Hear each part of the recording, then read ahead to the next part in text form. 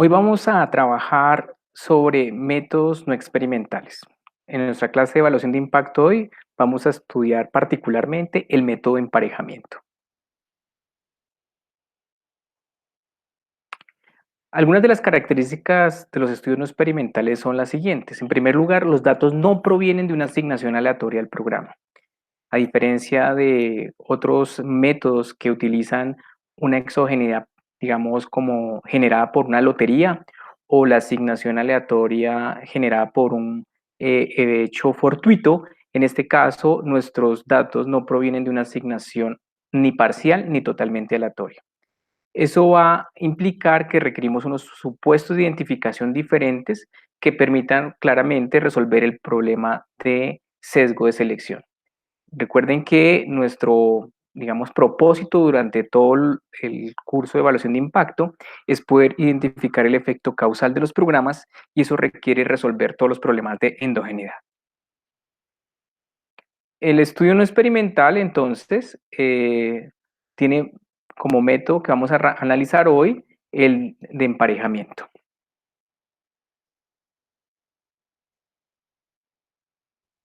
Entonces, intuitivamente, piensen en lo siguiente.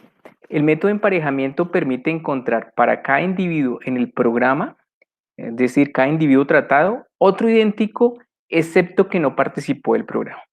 Imaginémonos por un momento que tenemos participantes y no participantes y que pudiéramos identificar para cada participante un clon o una persona muy parecida en el grupo control. Eso nos permitiría comenzar a identificar en las variables observables individuos que presumiblemente son similares. Eso es lo que va a ocurrir, o esa es la intuición detrás del Propensity Score Matching o del método de emparejamiento.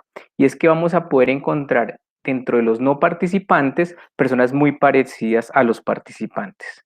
Y con eso construir un grupo tratado y un grupo control que nos permita estimar el efecto del programa. Y eso esperamos que solucione el sesgo. Esa solución de sesgo es la que llamamos el método de emparejamiento. Entonces, al final del día, lo que vamos a buscar es una estrategia para ir a buscar entre los no participantes los más parecidos a los individuos del grupo de participantes. Entonces, esta estrategia, este método de emparejamiento, asume que, por un lado, la elección en el programa se basa en características observables, únicamente en características observables. Es decir, son las características de los individuos las que podemos ver, las que hicieron o las que permitieron que entraran al programa. El otro elemento importante es que todas las variables observables afectan dos elementos claves. Por un lado, la asignación del tratamiento y por otro lado, los resultados potenciales. Todas esas variables observables que afectan eso implican que son observables por el investigador. En otras palabras, no hay inobservables que permitan o que estén relacionadas con el hecho de estar en el tratamiento.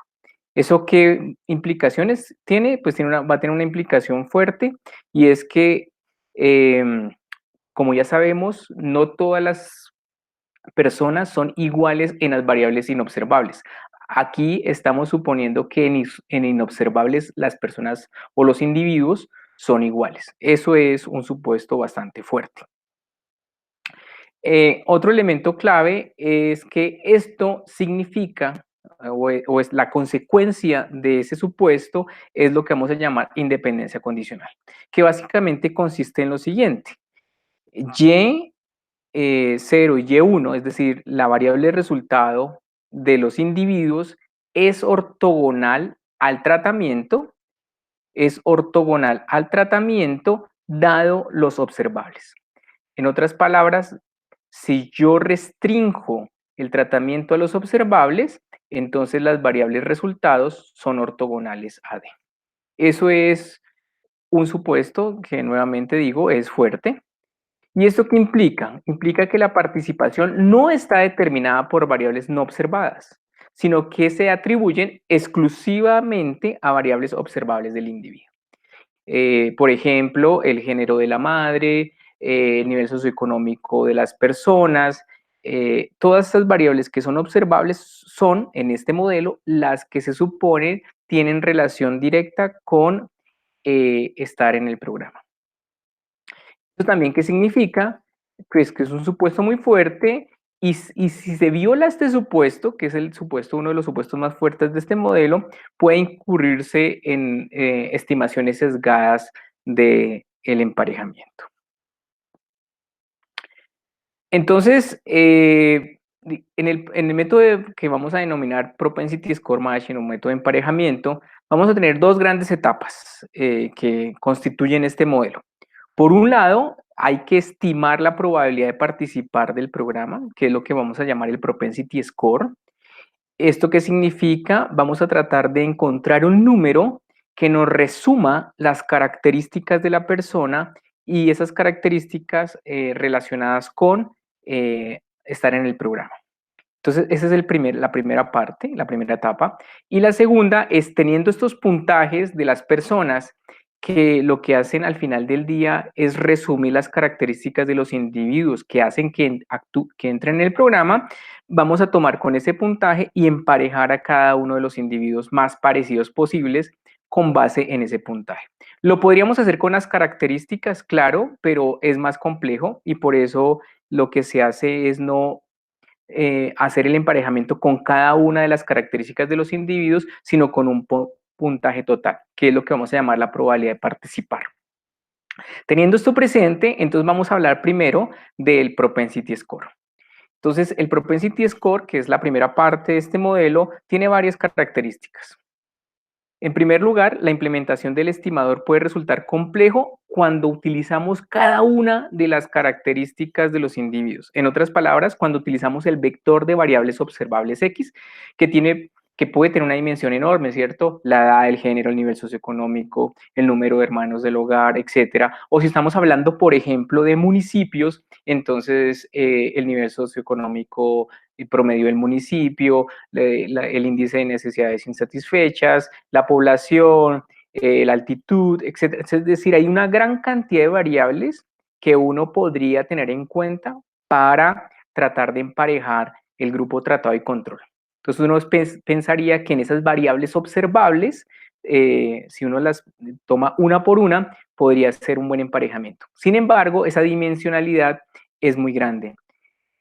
Por tal razón, lo que uno debería hacer es traducir estas características de las personas a un puntaje que nos permita ya comparar entre personas no una a una de las características, sino un bloque total o en bloque esas características que serían determinadas por el puntaje.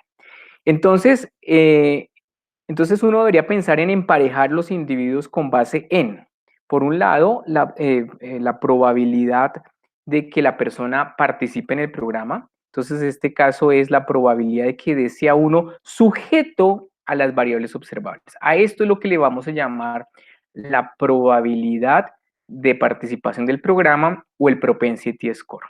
Entonces, esto al final del día nos va a resumir todas estas variables que tenemos en el vector de variables observables del individuo. Entonces, la probabilidad estimada de participación en el programa, dadas sus características observables, son las que vamos a llamar el propensity score. Entonces, digamos, habría una pregunta clara. ¿Qué pasa o qué diferencia hay entre emparejar por cada una de las dimensiones de las variables observables, como en este caso, el sexo, la edad, la etnia, etcétera, o emparejar por la probabilidad de participación del programa, que es un número que nos resume todas las características del individuo? Entonces, hay esa tensión y ya se ha demostrado que si emparejar con base en las variables observables X genera unos estimadores consistentes, entonces el emparejamiento con base en ese propensity score también lo hace. Entonces, eso nos deja tranquilos en enfocarnos en el propensity score basados en la probabilidad de participar en el programa. Entonces, esto genera o tiene unas condiciones para poder hablar de un buen emparejamiento y poder encontrar un buen grupo de control. En primer lugar, cualquier combinación de características observadas en el grupo de tratamiento cualquiera que sea, esas también deben estar en el grupo de control. Recuerden que generalmente uno tiene mayor información de su grupo de participantes, porque los programas recogen, digamos, información rica sobre los participantes, pero sobre los no participantes generalmente no se tiene la misma cantidad de información. Por tal razón, uno de los elementos o las condiciones para poder construir un buen grupo control es que tanto el grupo tratado como el grupo control o el posible grupo control tengan las mismas variables observables y que estén en la base de datos y que el investigador disponga de ellas, por supuesto. Entonces, un control adecuado para un individuo en el grupo de tratamiento es aquel que tiene una probabilidad de participar en el programa muy parecida. Eso es el mejor grupo, ese es el mejor control. ¿Por qué? Porque uno esperaría que si las personas tienen las mismas características, tengan unos puntajes de participación muy parecidos. Entonces, tener unos puntajes muy parecidos nos va a garantizar tener un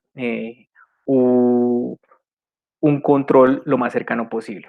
También es importante decir que eso requiere, o esta metodología requiere unas fuentes de información mucho más ricas en variables que otros modelos de estimación que se trabajan en evaluación de impacto. Entonces, necesitamos una fuente rica de información para poder hacer ese match entre el grupo tratado y control con la mayor cantidad de variables observables posibles que nos determinen o que nos den, digamos, tranquilidad de que los grupos son muy parecidos. Entonces, si tenemos esto, básicamente tenemos un grupo tratado y control lo más parecido posible en variables observables. Y digamos aquí, vuelvo y hago énfasis en variables observables. Entonces, otra condición para construir un buen grupo de control, aquí traigo dos gráficas, quiero presentar una por una. Vamos a primero presentar la parte de la gráfica de la izquierda de la pantalla. Y ustedes observan, supongamos que la probabilidad de participar de las personas es esta para el grupo control, es decir, que yo estimo mi probabilidad de participar de los dos grupos y esta es la distribución de participación del grupo control y supongamos que esta es la participación del grupo tratado. Si ustedes observan en este ejemplo, pues son muy parecidas las dos distribuciones y eso es lo que uno busca cuando tiene un buen grupo control, que las dos distribuciones de la probabilidad de participación, que las dos distribuciones sean muy parecidas. En caso contrario, que es el ejemplo del lado derecho, uno podría tener dos distribuciones supremamente diferentes. Y eso tiene implicaciones en términos del modelo. Un modelo como el del lado derecho, donde tenemos digamos, distribuciones muy diferentes, va a tener problemas por varias razones. Primero, porque eso implica que los grupos tratado y control son muy diferentes, porque su probabilidad de participar es muy diferente. Y la otra, que es muy importante también, es que si ustedes ven por cada bloque, en el primer bloque que observan acá, tenemos casi igual cantidad de personas de la línea imagínense la densidad debajo de la línea, de cada una de las líneas rojas y azules. La densidad de cada una de esas curvas debajo de esta línea es muy parecida, es decir, que tenemos una gran proporción de individuos, o tenemos una proporción similar de individuos tratados y no tratados en este bloque. Sin embargo, si vemos esta otra gráfica, el número de individuos del grupo control es mucho más grande que el número de individuos del grupo tratado. Entonces, vamos a tener pocos individuos del grupo tratado en comparación con el grupo control. Si nosotros seguimos mirando la gráfica, en este caso se mantiene para este bloque una proporción similar de individuos del grupo tratado de control que me permite tener un número parecido de personas para comparar. En contraste, acá también observamos que hay un gran número de personas del grupo control y pocas personas en el grupo tratado. Si seguimos con la gráfica, en esta parte seguimos, aunque hay menos población que en la franja anterior, sin embargo, proporcionalmente el grupo de tratado y control son similares. En contraste, acá comienza a cambiar y ya pareciera que hubiese una similitud entre el número de personas tratadas y control. Acá, nuevamente, aunque se reduce el número de personas en general, la densidad se reduce en esta parte. Sin embargo, la proporción de personas con y sin tratamiento es muy parecida. Sin embargo, en la gráfica que está al lado, observamos que ahora son más el grupo tratado que las personas del grupo control. Y si vemos en la última gráfica, sigue ocurriendo lo mismo. Aunque tenemos menos personas, la proporción de personas tratadas y control son parecidas. En contraste, acá casi todas las personas son tratadas y casi que no hay ningún control. Eso tiene implicaciones en términos de la comparabilidad entre el grupo tratado y control, porque particularmente en esta franja no tengo prácticamente ninguna persona del grupo control que pueda comparar con el grupo tratado.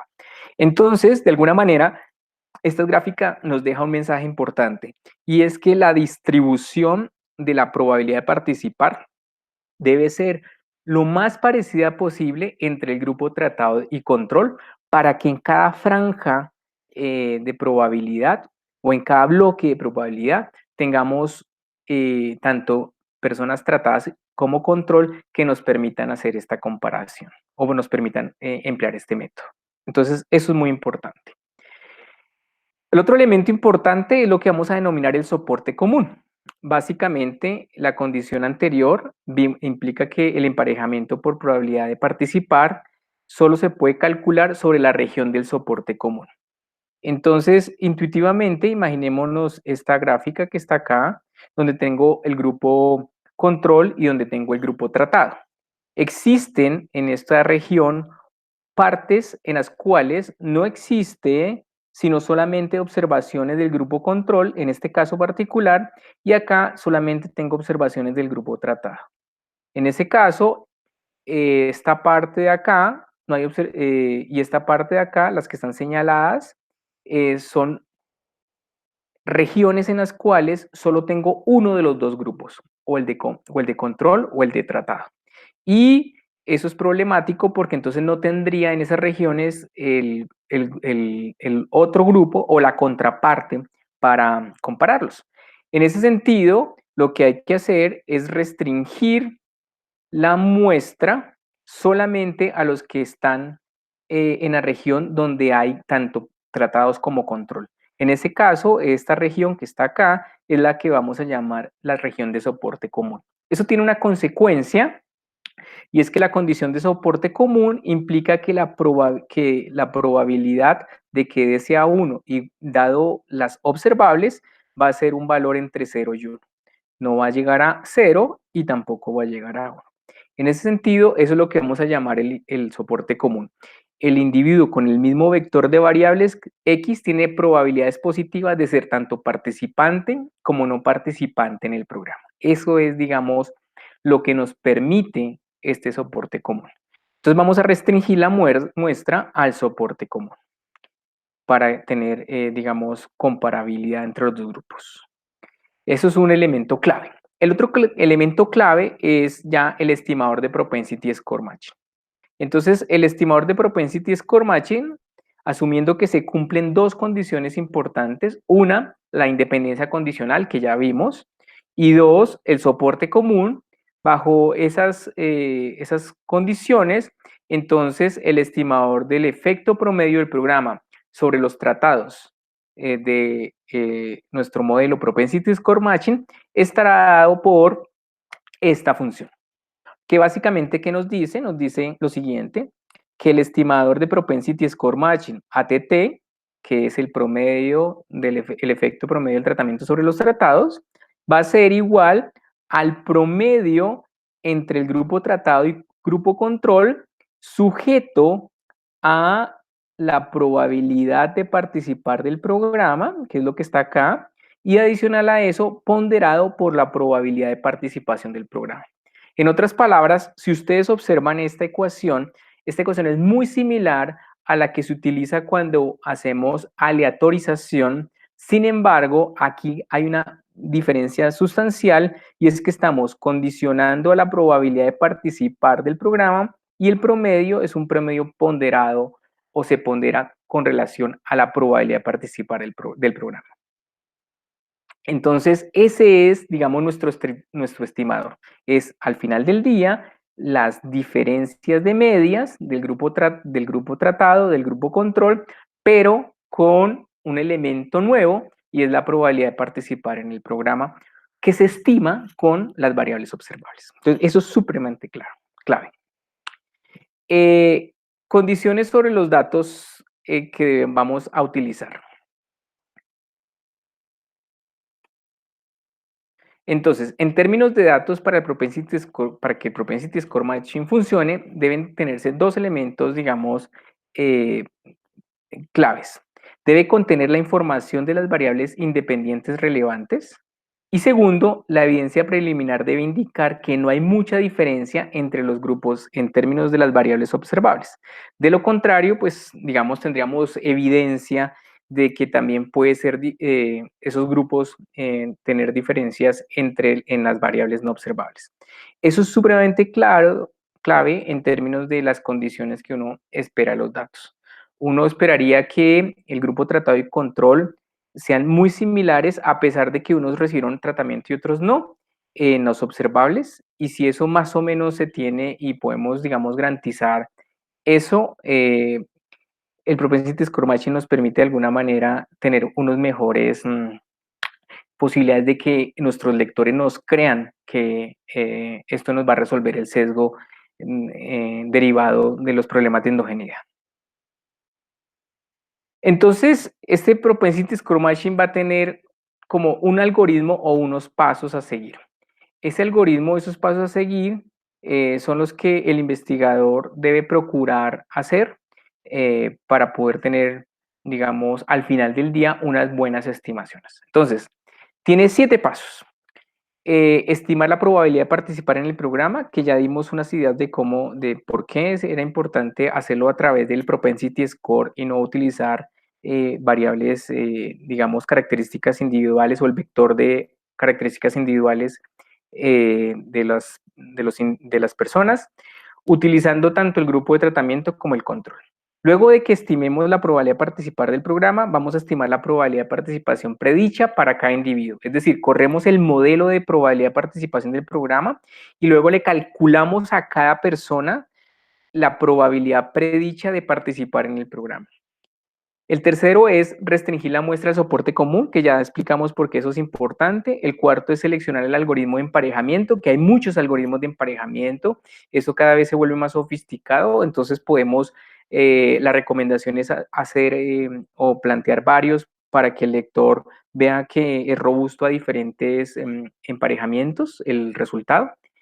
El quinto paso es observar que las variables observables entre el grupo de control y de tratamiento estén balanceadas en términos de probabilidad, es decir, que no nos vayan a quedar, como les mostré en la gráfica, unos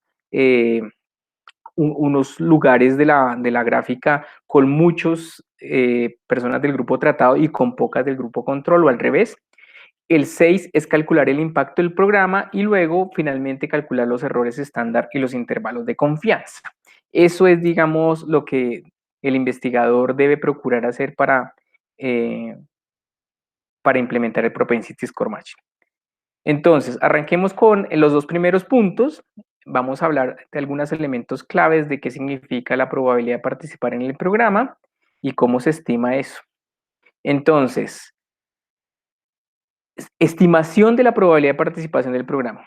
Entonces, la decisión de participar o no del programa se puede estimar utilizando esta ecuación, donde básicamente D es una dummy que indica si el individuo participa o no del programa, si es beneficiario o no del programa. Y tenemos unas variables X, que son las características del individuo que plausiblemente podrían influir en ser beneficiario del programa. En otras palabras, queremos explicar a través de las variables observables, queremos explicar la participación del programa. Eso es supremamente importante. Entonces, los individuos del grupo tratado van a tener una marca de 1 en el caso de esta dummy y los del grupo control van a tener 0. Esa, digamos, es la forma en que van a estar los datos en nuestra base de datos y lo que vamos a tratar es de correr una regresión con una especificación parecida a esta. Entonces, se pueden estimar a través de diferentes modelos esa primera parte. Entonces, una probabilidad lineal nos daría, digamos, algo similar a esto. Tenemos personas que fueron tratadas de S1, digamos, estos puntos rojos simbolizan esta es la variable, digamos, una variable X. Vamos a suponer que esta es una variable X, cualquiera que explique la probabilidad de participar del programa, y esto es participar en el programa. Entonces vamos a tener varias posibilidades. Los individuos podrían estar marcados entre 0 o 1, y cuando yo estoy estimando esas probabilidades lineales, realmente él me está estimando una recta que trata, y ese es el problema de la probabilidad lineal, que trata de ajustar los puntos a la recta. Esta probabilidad lineal tiene dos problemas particulares. Uno es que el ajuste no es tan bueno, porque si se dan cuenta, aquí hay unos puntos rojos que no se acercan a la recta. Lo mismo pasa aquí arriba. Y la otro elemento importante es que el valor podría estar por debajo o por encima de 1, que es lo que se estima. Aunque esta línea de acá simboliza la probabilidad de participar del programa. Los puntos son 0 si no participa, 1 si participa, y la línea verde sería de alguna manera la estimación que nos darían. Esto es un ejemplo para mostrar por qué razones la probabilidad lineal no es una buena idea en ese tipo de modelos. También se puede hacer a través de un modelo Probit y un modelo Logit, que a diferencia de la probabilidad lineal está entre 0 y 1, entonces no se nos sale de la probabilidad, no nos da como resultado probabilidades menores que 0 o mayores que 1, como en el caso lineal, sino que está restringida entre 0 y 1. Y la otra cosa importante es que la curva, tanto la de Probit como la Logit, nos ajusta mucho mejor a los puntos. Entonces, esta estimación, tanto Probit o Logit, nos permite tener un mejor ajuste de la probabilidad de participación del programa. Entonces, esas son las razones por las cuales escoger de pronto Probit o Logit. La decisión de ajuste del modelo es crítica cuando existen variables categóricas del tratamiento, cuando existen varias categorías del tratamiento, perdón. Entonces no sé si el tratamiento no solamente participa o no participa, sino que, digamos, hay tratamientos que pueden estar divididos o tener varios tipos de tratamientos. Por ejemplo, que a los estudiantes les den, a los niños les den estimulación temprana y, por ejemplo, solo les den estimulación temprana, solo les den micronutrientes, es decir, suplemento nutricional, o les den ambas. Entonces, aquí hay tres tipos de tratamientos. Entonces, en ese sentido, hay que entender muy bien cómo sería el ajuste del modelo, que es muy importante. Ahí pueden haber tanto modelos Probit multivariados como Logit multivariados. Ese es muy importante también. Generalmente lo que uno hace o los datos que uno tiene generalmente son modelos dicotómicos. Bien, entonces esto al final del día, en resumen, es nosotros tenemos que estimar la probabilidad de participación del programa y tenemos una serie de posibilidades. El investigador escoge cuál es la mejor. Se recomienda utilizar, pues, digamos, estimaciones Probit o Logit, particularmente porque ajustan mejor a estos modelos y también porque la probabilidad lineal tiene problemas de heterocedasticidad. Sin embargo, pues ya Stata corrige eso, sin embargo sigue siendo pues otro factor por el cual de pronto tomar la decisión por otro modelo. Bien, entonces, una vez estimamos la probabilidad de participar y una vez estimamos la probabilidad de participar de cada individuo, la probabilidad predicha de participar de cada individuo, entonces el tercer paso consiste en restringir la muestra al soporte común. Entonces, eso sí es, digamos, muy sencillo y básicamente para poder estimar el ATT usando Propensity Score Matching necesitamos reducir la muestra a la parte de las distribuciones que tienen información tanto del grupo tratado como del grupo control. Eso es muy importante. Entonces vamos a asegurarnos que eso ocurra. Hay muchas formas de hacerlo. La primera es por inspección visual y tratar de mirar o restringir la muestra de esa distribución. Entonces, la inspección visual de la distribución de la densidad de la probabilidad estimada, que es básicamente como lo que estaríamos haciendo acá en la gráfica. El segundo criterio es del mínimo y el máximo. En este caso particular, si ustedes observan la gráfica, estaríamos restringiendo al mínimo del grupo tratado y en el otro extremo estaríamos restringiendo al máximo del grupo control. En otras palabras, si yo me paro en la primera parte de la gráfica y digo y evalúo el valor del grupo control y el grupo tratado, los dos valores sería el máximo de los dos mínimos o en la parte, en el otro lado de la gráfica, sería el mínimo de los dos máximos. Eso es otra forma también de hacerlo y se puede hacer en Stata o en R muy fácilmente. Y elegir, es más, hay rutinas que ya cuando hace uno esto corren todo el algoritmo con solo una línea. Elegir variables de la probabilidad estimada de participación para los cuales hay densidades positivas en los dos grupos.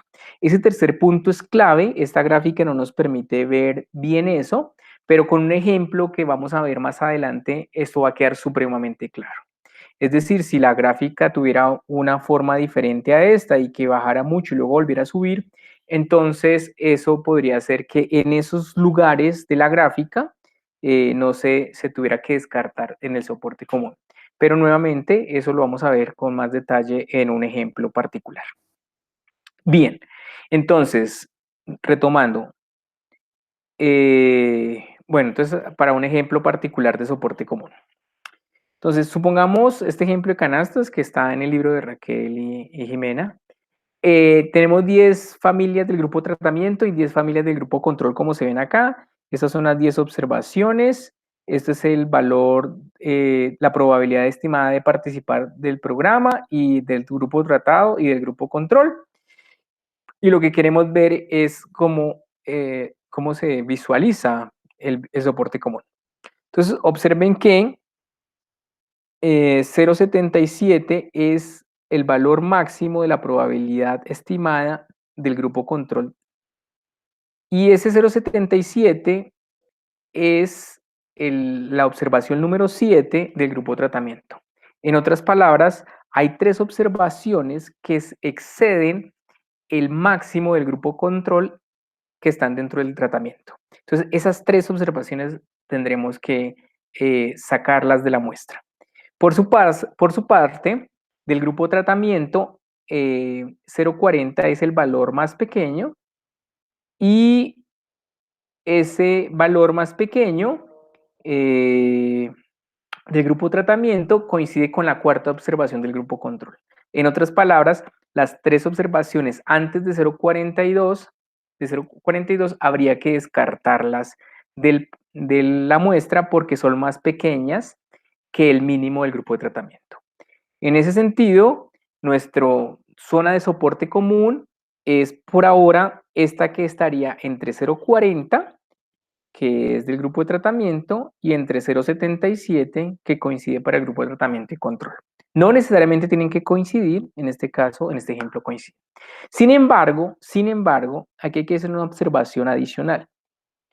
Noten que entre 0,54 y 0,65 no existen observaciones del grupo de tratamiento. Entonces, entre esos dos valores, 0,54 y 0,65, hay dos valores, no existen observaciones en el grupo de tratamiento. ¿Eso qué significa? Que esas dos observaciones del grupo de control también tendremos que sacarlas de soporte común. Esto es un ejemplo clave del tercer punto que habíamos visto hace 2 diapositivas. Entonces, en ese sentido, el nuevo soporte común toma las zonas para las cuales existen probabilidades positivas en ambos grupos, es decir, elegir el rango de probabilidad de participación para el cual existen observaciones en los dos grupos. De esa manera, este es un ejemplo que muestra que incluso en puntos al interior hay que sacar ciertos valores para que el soporte común quede bien construido. Ese es un ejemplo, digamos, que es revelador en términos de entender algunos elementos claves de soporte común. Bien, entonces, ya hicimos los 4 primeros pasos, calculamos la probabilidad de participar, calculamos la probabilidad predicha de participar, restringimos la muestra de soporte común y ahora vamos con la selección del algoritmo de emparejamiento. Y entonces el algoritmo de emparejamiento, hay muchas posibilidades de algoritmo de emparejamiento. Aquí voy a mostrarles algunas y uno puede, digamos, ya en las rutinas que hay en Stata, uno puede ver que hay una gran cantidad de estas rutinas. ¿Qué debe hacer uno? ¿Qué debemos hacer como investigadores?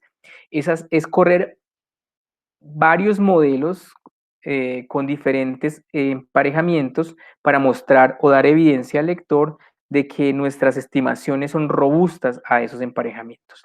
Si no fueran robustas a esos emparejamientos, estamos teniendo problemas de consistencia y eso, digamos, puede ser problemático porque significa que algo no está bien dentro de nuestro modelo. Entonces, los emparejamientos al final del día no deberían tener tanto problema si todo lo que hicimos atrás está bien. Entonces, arranquemos con el primero. El primero es estimar el propensity score matching por el vecino más cercano.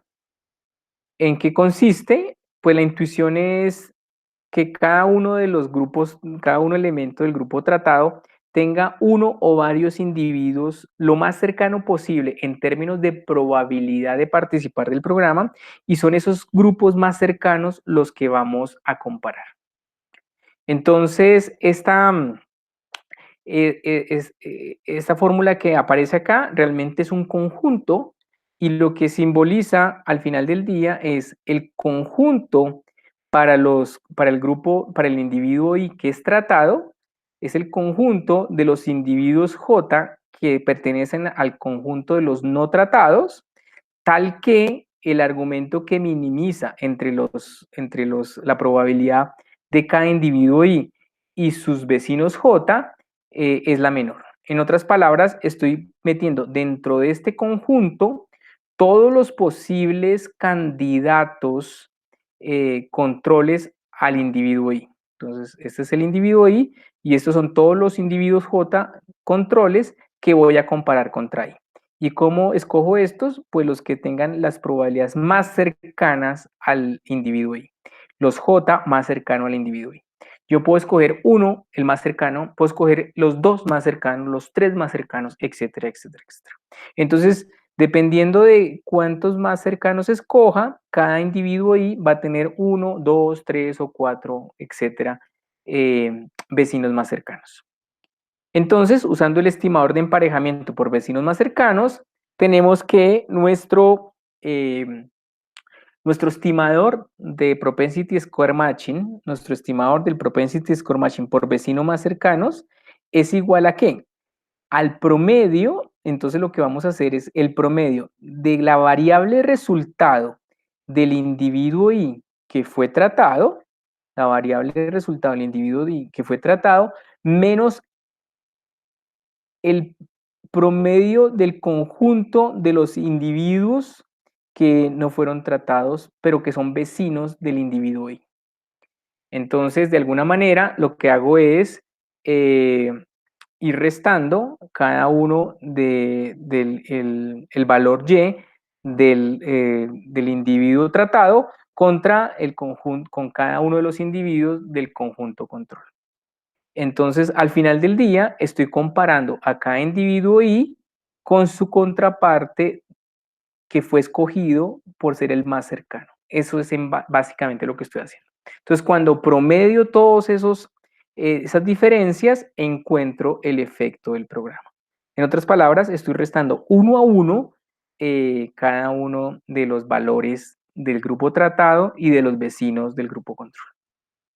Listo, muy bien. Entonces, solo para poner un ejemplo, para que esto quede súper claro, imaginémonos el siguiente ejemplo. Tenemos dos grupos, el grupo tratamiento, el grupo control. Tenemos la probabilidad de participar del grupo tratamiento, que son estas que están acá. Tengo las 7, digamos, observaciones. Y tengo la talla para las niñas de 1 año de esas 7 observaciones. Por el otro lado, tengo un grupo control, que es y ese grupo control tiene la probabilidad de participar de ese grupo control y la talla para las niñas de 1 año de ese grupo control. Entonces, tengo tanto la probabilidad de participar como el desenlace, en este caso, nuestra Y.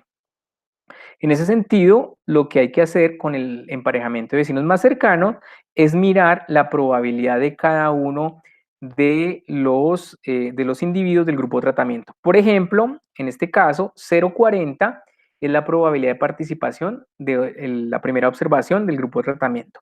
0,40, el vecino más cercano es 0,42. En ese sentido, lo que vamos a comparar es 69 con 71. Y entonces hacemos 69 menos 71, ese es el aporte al estimador de la primera observación. Luego 0,48, el vecino más cercano es 0,52, entonces estaríamos haciendo la resta de 74 menos 69 y ese es el aporte al estimador. Con 0,54 el vecino más cercano sería 0,55 y el aporte sería 73 menos 70. Por el lado de la cuarta observación sería 0,65 la probabilidad de participar y el vecino más cercano es 0,65. En este caso, el aporte sería la diferencia entre 74 y 70. Para 0,75 el vecino más cercano es 0,77, entonces el aporte sería 77 menos 74. Para 0,76 de probabilidad del grupo de tratamiento, el vecino más cercano sería el que tiene probabilidad 0,77, entonces la diferencia sería 70 menos 74 y eso es lo que le aportaría el estimador. Finalmente, la última observación del grupo de tratamiento, el vecino más cercano es 0,77 y entonces la diferencia o el aporte al estimador sería 80 menos 74. Entonces, una vez hacemos la diferencia de cada uno de los individuos, promediamos esas diferencias y ese promedio es la estimación del efecto del programa. Esa es la idea de los vecinos más cercanos. Esa es la intuición detrás de los vecinos más cercanos. Nuevamente, esto ya los algoritmos los hacen los software. Bueno, sigamos. La pregunta es, ¿cuántos vecinos usar? ¿Debo usar el vecino más cercano, exactamente solo el vecino más cercano, los 2 vecinos más cercanos, los 5 vecinos más cercanos? Y digamos, esa decisión es muy, digamos, subjetiva del investigador. Uno lo que debe procurar es hacer varias estimaciones con un vecino, con 2 vecinos, con 3 vecinos, etcétera, y mirar en qué momento la estimación comienza a cambiar. Esta decisión de cuántos vecinos usar genera tensión entre dos cosas. Por un lado, el sesgo del estimador. En otras palabras, si yo tengo el vecino más cercano, esos son muy parecidos. Entonces, entre menos vecinos tenga, pues el estimador va a ser menos sesgado en la medida que estoy comparando personas muy parecidas. Si comparo con más vecinos, pues el cuarto vecino más cercano es muy diferente es diferente al vecino más cercano y eso significa que tener más vecinos hace que haya un mayor sesgo en la estimación. Entonces hay una tensión por el sesgo de la estimación. Y el otro sesgo es el de varianza. Si tengo muy pocos vecinos, pues va a haber una mayor varianza y eso significa que no voy a tener precisión en la estimación. Yo quisiera tener como una tensión entre tener la menor cantidad de vecinos posibles para tener un sesgo de la estimación más pequeño, es decir, personas más comparables, pero si hago eso, pues voy a tener mucha varianza en la estimación y entonces me va a generar que tenga poca precisión. Esa tensión la tiene que lidiar el investigador. ¿Cómo se hace nuevamente? Es haciendo diferentes estimaciones para diferentes cantidades de vecinos más cercanos y mirar qué tanto cambia y el investigador tomar una decisión de cuál es como el ideal. Se puede permitir reemplazos, es decir, que un vecino sirva como control de varios individuos del grupo tratado. Sí, es posible, es decir, yo tengo un individuo y ese individuo tiene un control y ese mismo control puede servir para otro individuo, etcétera, etcétera. Entonces, tener reemplazo es plausible Sin embargo, al igual que el anterior, vamos a tener tanto una tensión en el sesgo de estimación como de la varianza. Tener cierta cantidad de reemplazos, mayor cantidad de reemplazos va a generar una tensión entre el sesgo del estimador y la varianza en la estimación, muy similar a lo anterior. Entonces, en ese sentido, es como pericia del investigador entender cuál es la mejor combinación de vecinos más cercanos para las estimaciones. Listo. Otro segundo modelo de emparejamiento es el de la distancia máxima. Entonces, al final del día, intuitivamente imagínense en que yo tengo cada individuo del grupo tratado y lo que hago es mirar, decido a cierta distancia midiéndola con la probabilidad de participar, a cierta distancia de la probabilidad de participar alrededor de ese punto, escojo los candidatos a ser grupo control. En otras palabras, para cada individuo tratado, alrededor voy a elegir a cierta distancia cuál va a ser el grupo de comparación. Entonces, en ese sentido, nuestro nuevo conjunto de individuos que van a ser controles del individuo I van a ser pues los individuos del conjunto de control, los individuos J que pertenecen al grupo de no tratamiento, tal que la distancia entre IJ sea menor que un valor K, que un radio K. Es decir, yo debo definir cuál es el radio y eso va a depender mucho de los datos. Habrán datos donde las probabilidades están muy separadas, otras que están muy pegadas, y eso me va a determinar cuál va a ser el radio. Nuevamente, el investigador lo que debería hacer es probar con diferentes radios para el emparejamiento. En ese sentido, esta SI pues, es el conjunto de vecinos a la distancia máxima establecida del individuo de tratamiento. Y esto es lo que ya había comentado y pues contendrán tantos elementos como individuos del grupo de control hayan dentro del nivel de tolerancia. Si yo dejo radios muy grandes, pues voy a tener más individuos en ese grupo y nuevamente voy a tener más individuos, pero si el radio es muy grande, van a ser más individuos, pero esos individuos pueden ser diferentes. Entonces también hay una tensión entre el radio, en términos de que si tengo un radio más grande voy a tener más individuos, pero son diferentes. Si tengo un radio más pequeño voy a tener menos individuos, pero son más comparables. Entonces nuevamente esta tensión entre sesgo de la estimación y varianza. Bien, entonces este es el emparejamiento de distancia máxima. Vamos con el siguiente, que es la estimación por estratificación, que básicamente lo que hace es partir la distribución de probabilidad en franjas y comparar entre los individuos de esas franjas similares para determinar el efecto del programa.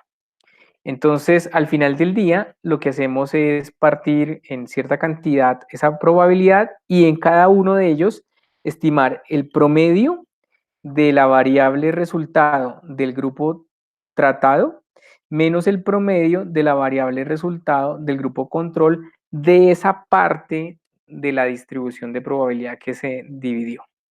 Ese sería el efecto del programa. Para que quede más claro, voy a explicarlo con un ejemplo. Antes del ejemplo, pues hay que decir que el impacto en cada estrato, calculado como la diferencia promedio en la variable resultado entre el grupo de tratamiento y el grupo de control. Entonces, para ejemplificarlo, imaginémonos lo siguiente. Dentro de los estratos de probabilidad de participación deberían estar balanceados. Recuerden la gráfica que les mostré al principio y es, uno debería tener el grupo tratado y el grupo control y lo que hacemos es hacer franjas que podemos dividir en 3, lo recomendable no es más de 5 franjas, donde vamos a comparar el promedio de la variable de resultado del grupo tratado y grupo control acá y vamos haciendo eso por cada una de las franjas. Entonces recuerden, por esa razón es muy importante que en cada una de estas franjas hayan hayan individuos del grupo tratado y control y que haya balance, es decir, que haya como un número similar o proporción similar del grupo tratado y grupo control. Listo. Frente a eso, eh, frente al chequear el balance, además de chequear el balance, uno espera que no haya más de 5 estratos en los cuales se divida esta distribución. Entonces, para ejemplificar esto, imaginémonos que tengo nuevamente los datos que tenemos acá y que el emparejamiento estuvo muy bueno, que hubo, digamos, una calidad alta del emparejamiento, y vamos a partir esta en 2 estratos. Particularmente los vamos a dividir a partir de 0,6. Entonces voy a tener el primer estrato que está compuesto por las 3 primeras observaciones y el segundo estrato que está compuesto por las otras 4 observaciones. En ese sentido, según lo que acabo de explicar, el efecto en el primer estrato sería tomar el promedio de la talla para los niños que están en ese estrato y el promedio de la talla de los niños que están en el grupo control. Entonces, el promedio de la talla del grupo tratamiento y el promedio de la talla del grupo control. Eso sería el promedio del grupo tratamiento serían 72 si ustedes hacen esa operación y el promedio del grupo control serían 70,5. Entonces la diferencia de esos dos sería 1,5. Ese sería el efecto estimado en ese primer estrato. Hacemos lo mismo en el segundo estrato, donde lo que hacemos es el promedio de las 4 observaciones del grupo de tratamiento y el promedio de las 4 observaciones del grupo control. Y eso nos da 75,25 menos 74, que es 1,25. Como no necesariamente los estratos tienen la misma cantidad de personas o de observaciones, entonces también tenemos que, para el efecto total, ponderar. ¿Ponderar por qué? Por la densidad de cada uno de esos bloques.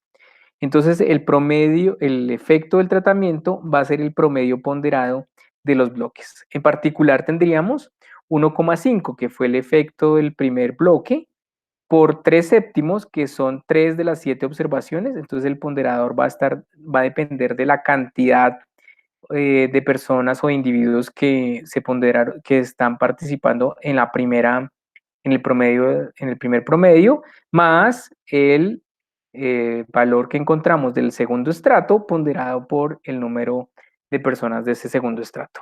Haciendo ese cálculo nos daría 1,3571. Esa es la forma, digamos, intuitiva de hacer la estimación de Propensity Score Matching utilizando como método de emparejamiento los bloques o estratos.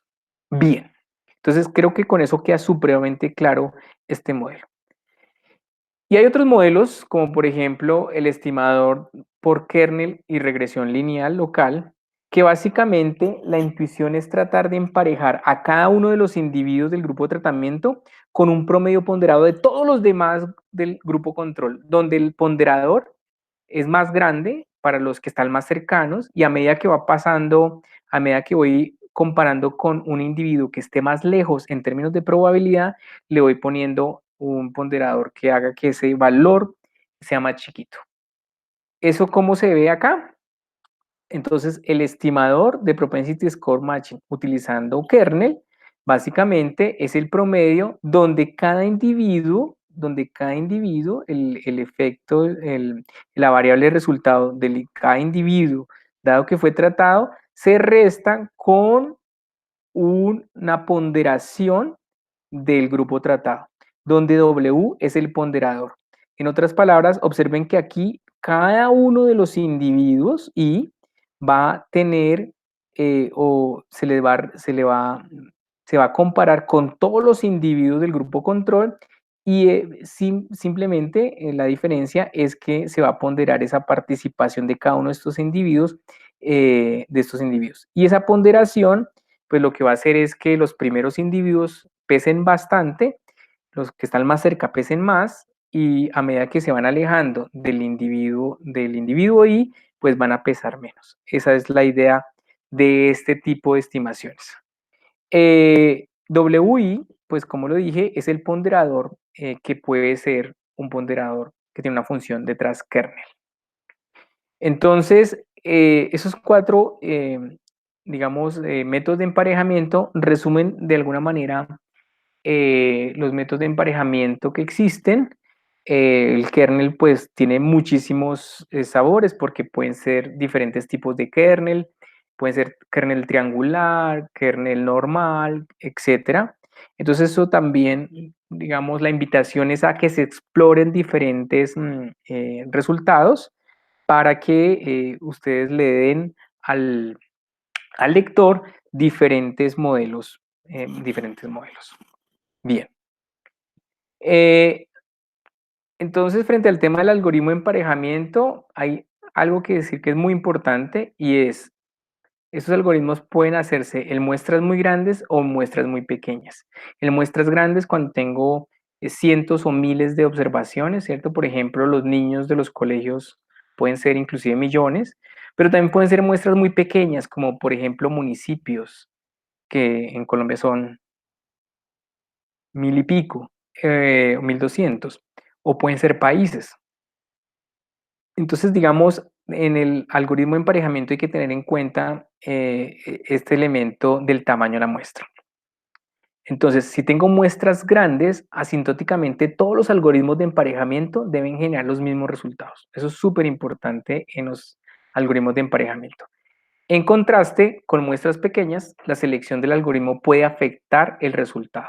Entonces, si ustedes tienen muestras muy grandes, eh, tal vez cualquier algoritmo, no importa el algoritmo que usen, van a dar resultados muy parecidos, pero cuando son muestras pequeñas, nuevamente es muy importante que ustedes le permitan al lector ver que ustedes hicieron diferentes ejercicios para mirar qué tan sensible son los resultados a la escogencia del algoritmo. Y pues en muestras pequeñas hay una tensión nuevamente entre sesgo del estimador y varianza. Bien. Entonces, eso como para ir cerrando los algoritmos de emparejamiento. Entonces viene un quinto punto que es observar que las variables, digamos, observables entre el grupo de control y de tratamiento estén balanceadas en términos de la probabilidad. Y eso tiene que ver un poco con la calidad del emparejamiento. Entonces se debe determinar si el emparejamiento balancea la distribución de variables relevantes en los dos grupos o no. Y eso es básicamente, digamos, ahí también algunas rutinas en R o en Stata que le permiten a uno mirar qué tan balanceado está la distribución. Recuerden que ese balance en la distribución va a depender de, como lo muestra en la gráfica, va a depender de qué tantas personas del grupo tratado y control hay en cada una de las franjas de la probabilidad de participar del programa. Y esto se debe a que el emparejamiento está hecho condicional a la probabilidad de participación. Esa es la explicación. Entonces, al final del día, uno podría hacer este ejercicio para verificar un poco la calidad del emparejamiento, donde básicamente P es la probabilidad estimada de participar y X son las características del individuo. En ese sentido, si nosotros estimamos esta regresión, que es de la participación del programa, y tenemos aquí la probabilidad estimada de participar del programa, lo que dice la literatura es que el efecto que encontremos acá, en otras palabras, no debería haber ningún efecto en el emparejamiento si está bien cuando el tratamiento después de controlar por la probabilidad estimada no está correlacionado con las características del individuo. En otras palabras, todas estas variables, todos estos coeficientes que están acá darían no significativos. Esa es como la idea como para testear la calidad del emparejamiento. Nuevamente, hay cada vez más literatura frente a este método que proponen alternativas frente a la calidad del emparejamiento en las rutinas de R o Stata. Bien, después de que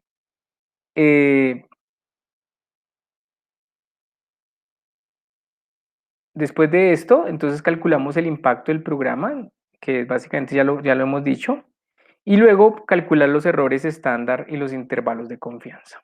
Entonces, básicamente, aquí que hay que tener en cuenta es que una vez calculado, ya sea por cualquiera de estos métodos de emparejamiento, una vez calculamos el propensity score y utilizamos cualquiera uno de los métodos de emparejamiento y obtenemos el efecto promedio del tratamiento, se debe calcular los errores estándar y los intervalos de confianza. Y digamos aquí, porque eso digamos, lo decimos y no es como algo como en los otros modelos que eso se sabe. Y es que se sabe que se estiman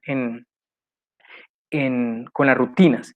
Y es que aquí, digamos, ha habido también una serie de investigación que ha mostrado que no todas las formas de estimar los errores estándar son convenientes eh, porque puede generar, digamos, problemas en la estimación de estos errores estándar. Entonces, ¿cuál es la recomendación? Es revisar en los paquetes cuál es la mejor método para estimar dependiendo de cada tipo de emparejamiento. En algunos emparejamientos es mejor correr los modelos o calcular los errores estándar utilizando Bootstrap o un método similar. Eh, entonces, eso va a depender mucho, la forma en que calcule los estimados, el error estándar va a depender mucho de qué tipo de emparejamiento estoy aplicando. Entonces, la recomendación en síntesis es revisar cuál es la recomendación del cálculo del error estándar para cada uno de los emparejamientos. También ya hay, digamos, eh, rutinas que hacen esos cálculos automáticos. En otras palabras, uno pone una línea donde le dice cuál es la variable D, cuáles son los X que va a meter y cuáles son los tipos de emparejamientos y él le hace el cálculo completo. Entonces, digamos, frente a ese, digamos, no debería haber una preocupación, sino una alerta de estar revisando que los errores que estamos reportando son los mejores errores estimados posibles con base en el modelo de emparejamiento que estamos usando. Eso en esencia sería esta, digamos, parte de emparejamiento. Espero que haya sido claro, que haya sido comprensivo para todos y muchas gracias.